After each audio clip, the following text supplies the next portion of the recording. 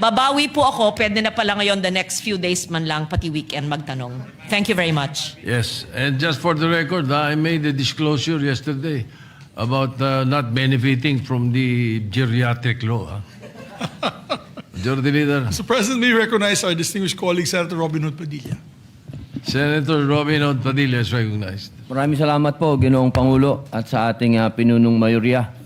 Ako po ay gusto ko lamang po magpasalamat ng buong puso at kaluluwa kay Secretary Bantog sapagkat sa hindi po kaalaman ng karamihan sa una po nating pagkikita sa opisina po ni Senator Drilon. Ito po yung panahon na inaayos po yung BARM, tungkol po sa BARM. At hindi po ako naharap ni Senator Drilon pero ako po'y binigyan nyo ng kape, binigyan nyo po ng cookies. Ako po ay kinausap po ninyo.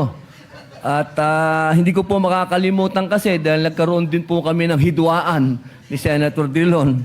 Pero kayo po yung nagpakita sa akin ng pagiging totoong tao. At nung ako po ay dumating dito at kayo po yung naupo dyan, natakot po ako. Sabi ko, nako, eto na yata. Wala na yata akong maipapasang batas. Pero sa panahon po ninyo, doon po ako nagkaroon ng napakaraming batas na napumasa. At katunayan po, kayo po ang lagi namin ginagambala ni Atty. Jurado sa mga bagay na hinihingi po namin ng advice. Kaya sa totoo lamang po, ang inyo pong serbisyo ay wala pong halong politika. Kayo po ang serbisyo po ninyo talagang para sa taong bayan. At kami pong lahat, lalo na po ako, ang una-una nyo pong natulungan. Kaya, Secretary Bantog, maraming salamat po. Hindi ko po makakalimutan ang ginawa niyo po sa akin. Maraming salamat. Apo.